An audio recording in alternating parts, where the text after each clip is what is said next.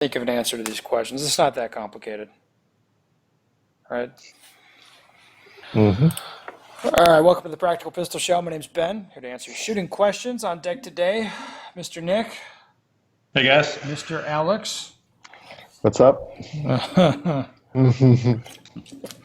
Man. Well, gentlemen, thank you for coming on. Let's get to the questions because that's what people like. I think this one's for me, but maybe you guys could speak to it. Hey Ben, why in the setup notes for practical accuracy do you suggest either painting the C or D areas of IPSC of the target or cut out the A zone and turn it around? I'm sure you have a good reason. My mind is telling me it's not what you see in a match, so why should you do it in practice? Maybe this is a question for a podcast. All right, so are you guys familiar with the drill practical accuracy? Nick, I'm Yep. not sure if you've done it. No, I'm not. What do we got? All right, so you've done that dot drill, right? Shooting the 2-inch dots. Yeah. So in classes, I replaced that where I just basically give people only an A zone with the rest of the target blacked out, or it's like a white no shoot. It doesn't really matter to me. And then instead of trying to hit a 2-inch dot, you just basically are trying to shoot as tight of a group as you can in the center of the target, but it's stipulated that you shoot when the sights return down. You know what I mean? So the sight returns and you pull the trigger again. So you're kind of forced to shoot the gun fast, but you're also trying to shoot it as straight as you can. That's a good description of it, Alex? Yep. All right, so what this guy's asking is basically, if it's not what you see in a match, it's not what you do in a match, so why would you do that in practice? Well, it's closer to what you see in a match than the dot drill, for one thing. Yeah, and the other thing, well, But the other is thing it- is, is it supposed to exercise the same technical skills as dot drill? Because it sounds kind of similar, except you don't have a really precise aiming point. yeah, so you don't have a precise aiming point, but I stipulate you're going to try to shoot the gun as straight as you can shoot it. So you're not, I mean, you start at 5 yards. You don't shoot it that far away, and you can back up as you go. You know, as you get better, you back up. But if you're shooting a 5-yard target, normally you're not going to get a discrete sight picture for each shot. I mean, you don't shoot it that way. You're not trying to lay one bullet on top of the one before it at 5 yards. You don't really do that. So I'm not really trying to simulate that. I'm trying to, you're working on more precise shooting. It's just you're doing it on a different target. So the reason I do the drill this way is that it's easy to shoot a lot of rounds without having to fuck around stapling up new targets or changing targets. Because you'll just shoot a little bit and then back up and then shoot a little bit and back up. So you can shoot 150 or 200 rounds in theory without changing the target. You put some pasters on it, but you don't have to change anything. So it's very efficient that way. And the reason, what's that? Is there a time limit? The time limit is the sights return, you pull the trigger. Okay. And the reason for that is I don't want people to be fucking around. Like the dot drill is appropriate for you or for Alex because you guys are good shooters, you're high level, so I can say, hey, 5 seconds to shoot 6 shots, and since you have a fast draw, that's appropriate. But for other people, if they need more time to get their grip, I don't want that to, fuck up the drill. Just, draw the gun in your own time, get your grip in your own time, and then when the sights return, you shoot again, period. So that's the time limit is you can't slow down as a defense mechanism to shooting poorly. Okay, so it takes the draw pretty much out of the equation, but you're still shooting as soon as you can get it. Yeah, so you go boom, and then the sight comes down, shoot again. Boom, sight comes down, shoot again. Anyway, the reason that I black out around the A zone or no shoot around the A zone is so that it psychologically hurts for you to put one there. You know what I mean? A lot of it's building up your discipline so that you're like, no, I'm not okay with hitting no shoots. I'm not okay with putting them in hardcover. I don't like that. That annoys me. You don't have to do that if you don't like it, but the reason for that is psychological. Alex, you've done this drill. What do you think about that? Yeah. Do you think it's necessary to black around the A zone or no shoot Well, around it? it gives just a reminder that what you're aiming is the alpha zone. So Well, you're aiming much tighter than just that in this one, right? yeah, well, you're aiming the A on the target. But I mean, if you get like the full target, people will just start aiming the brown and get lazy and drop C's and close D's and stuff like that. Except like especially if you get to 20, 25 yards.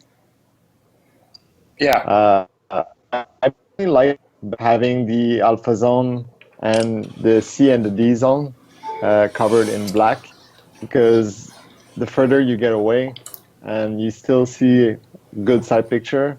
And I found that covering it with the white, like a white target, like no shoot, you kind of just, the side picture gets confusing about 20, 25 yards. But Yeah. that's just my personal experience. Well, what I like about it is learning how to hit a really, like, it's geared towards shooting at 20 or 25 yards.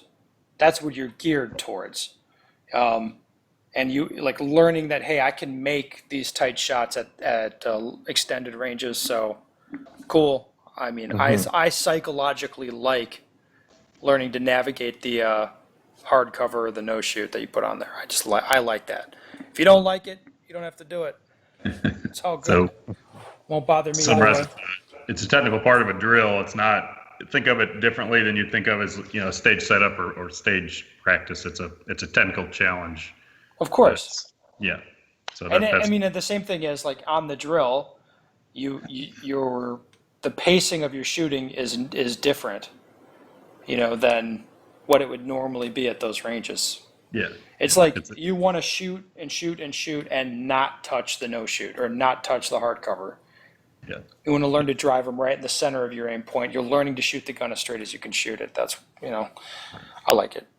It's a drill in the same sense that the dot drill is a drill. It's Yes, not it is a meant to technical replicate. skill building thing. The people would say, hey, you don't shoot 2-inch dots in matches, Ben. I'd say, no, you do not. But there's a lot of advantages to shoots of 2-inch dots. Like you shoot them closer so you see where the bullets go. And I can fit a lot of 2-inch dots on one sheet of paper. So when I staple them up on the target, I get a lot of bang for my buck with those dots. I mean, you rattle off the advantages to that sort of a setup. But, that's the deal. All right. Let's move on to the next question.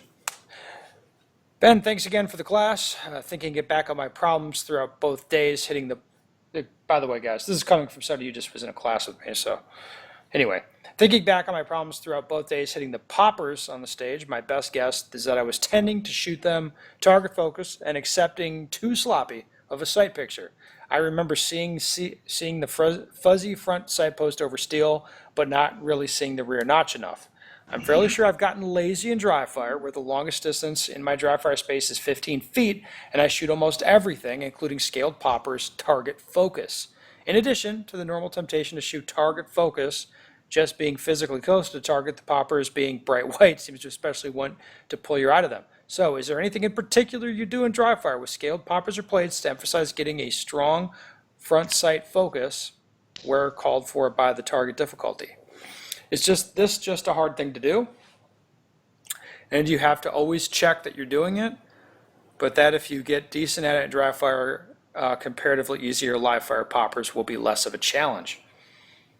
Ooh. Have either of you guys experienced this issue?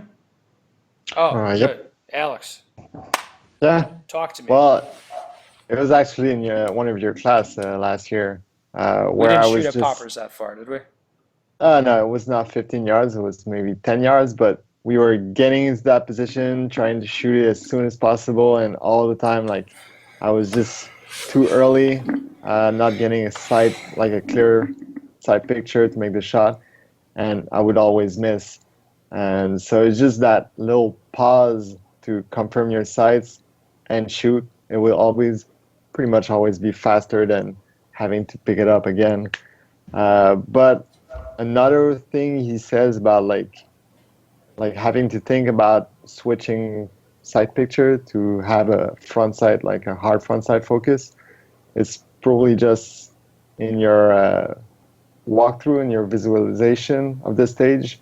I would go to that popper, I would see it, and I would tell myself that I'm gonna aim hard on that one and just get a good trigger press to make the shot. I like it.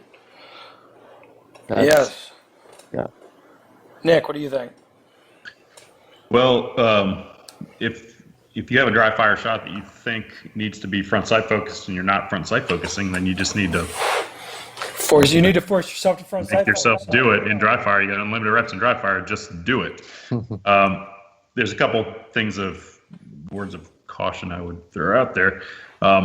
First of all, if it's rarely, I guess, when you're shooting real poppers in a real match, rarely do I think you really want to shoot through the gun unless you got a full size popper at maybe 10 to 15 yards. And even then, I sometimes get mixed results trying to shoot through the gun at a popper.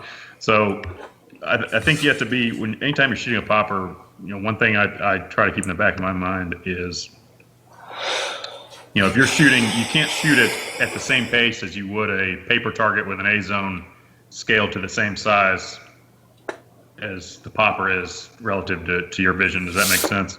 Yeah. So, and the reason I say that is if you shoot the A zone, you miss, you probably still get a C. All right. You shoot the popper at the same pace you miss, you get nothing. So you got to give yourself a little more, just room for error in the shot. So you have to be shooting at the target with that in mind in a real match situation, right? So does that mean you want to train yourself to do exactly the same sight picture on a popper at all times in dry fire? I don't think so. But obviously you do have to make sure you're doing it right. So, buckle down dry fire, get your correct sight picture, but, also vary up your dry practice on your popper range, and also, poppers and live fire as you can. So, Yeah. Well, I can speak to this a little bit as well. What I'm reading here is like, you don't do dry target focus ever from what I'm reading. That is obviously a problem, because if you want to shoot front sight focus in a real match, that's, it's helpful if you practice that. So extending your dry fire range, maybe even making the poppers smaller. I agree. If you're at 15 feet physically from an object, it is difficult to front sight focus when you're only 15 feet away. So if your dry fire space is only 15 feet, that's a hard thing to do. But I like that.